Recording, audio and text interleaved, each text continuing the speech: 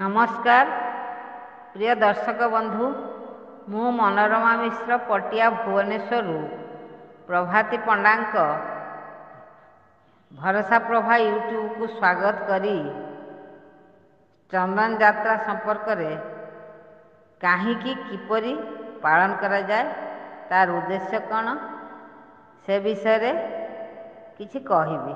आपण माने यूट्यूब सुनी श्रद्धार सहित यूट्यूब रे मतामत देवे, लाइक करेंगे, कमेंट करेंगे, सब्सक्राइब करेंगे और शेयर करेंगे। प्रथमे मु श्री जगन्नाथंकर स्तुति पदे गाइबी, तापरे आजिर चंदन यात्रा संपर्क रे किछि कहिबी।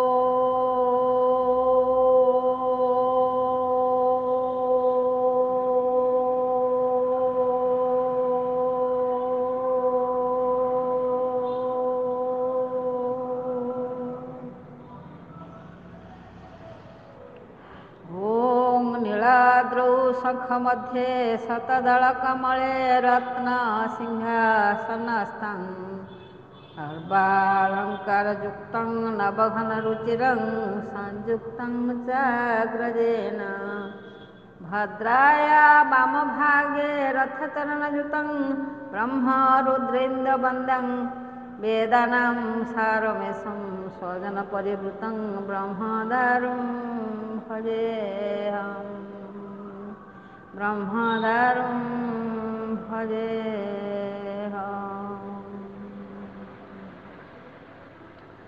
আজি पवित्र चंदन यात्रा ओडिशा रे 12 मासरे 13 पर्व लगी रही। ओडियारो कोटि मौड़मणि जगतर नाथ श्री जगन्नाथंकर रीतिनीति अनुसार आजिर पर्व चंदन यात्रा। यही पर्व आनंद उत्सवर सह पालन करा हुए। जगन्नाथंकर चलंती प्रतिमा मदन मोहन, भूदेवी, श्रीदेवी, रामकृष्ण और 5 महादेव एमाने विमान रे विराजमान करती। 5 महादेव होउछंती लोकनाथ, जम्बेश्वर, नीलकंठेश्वर, कपालमोचन और मार्कंडेश्वर। यही 5 जन महादेव एमाने होउछंती प्रकृत रे 5 पांडव थिले। महाभारत युद्ध रे जो 5 पांडव सेमाने सबुबले सत्य धर्म न्याय मार्ग रे सेमाने चलुथिले। पितामाता गुरुजनक प्रति सम्मान भक्ति थिला और सेमाने प्रबल ईश्वर अनुरक्त थिले। तेणु भगवान श्रीकृष्ण तांको पाखे पाखे सबुबले रहुथिले एवं प्रति मुहूर्त सेमानकु सहाय्य करथिले। कारण नारदंकु भगवान निजे कहिचंती नाहं तिष्ठामि वैकुंठे योगिनां हृदये च मद्भक्ता जत्र गायन्ति तत्र तिष्ठामि नारद। जेहेतु भगवान को सबुबले साक्षी रखी पांडव माने काम करुथिले, भगवान श्रीकृष्ण सबुबले तांको पाखे पाखे रहुथिले एवं तांको दुख सुख रे सहाय्य करुथिले। एमिति कि सी भी तांकर निजर बंधु ज्ञाति कुटुंब थिले। जुगे जुगे सब धर्मर ही जय होता है। महाभारत युद्ध रे 5 पांडवंकर विजय हैला। कौरव कुल अधर्म और अनीति मार्ग रे चलुथिबारु सेमाने ध्वंस हो गले।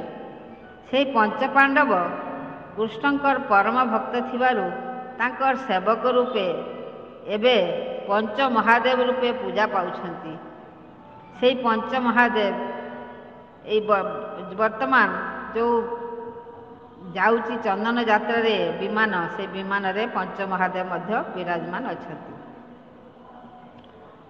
भगवान कर चलंती प्रतिमा भूदेवी, श्रीदेवी, रामकृष्ण, मदन मोहन और पंच महादेव विमान रे बसी ନରେନ୍ଦ୍ର ପୋଖରୀ କି ଯାତ୍ରା କରନ୍ତି। ସେ ବିମାନ ରେ ସେମାନେ ନରେନ୍ଦ୍ର ପୋଖରୀରେ 21 ଦିନ ଚାପ ଖେଳନ୍ତି। ଏହି ଚାପ କୁହାଯାଏ ଯେ ପ୍ରବଳ ଗ୍ରୀଷ୍ମ ତାପରୁ ରକ୍ଷା ପାଇବା ପାଇଁ ଏହା ହେଉଛି ଭଗବାନଙ୍କର ମାନବୀୟ ଲୀଳା। ମଣିଷକୁ ଯେପରି ଗରମ ଲାଗିଲେ ସେ ଗାଧାଏ, ଦେହକୁ ଥଣ୍ଡା କରେ, ସେହିପରି ଭଗବାନ ମାନବ ଲୀଳା ନିମିତ୍ତ ଚନ୍ଦନ ଉତ୍ସବ ପାଳନ କରନ୍ତି। ଭଗବାନଙ୍କର ସେ ଚନ୍ଦନ ଉତ୍ସବ ଅନୁଷ୍ଠିତ ହୁଏ।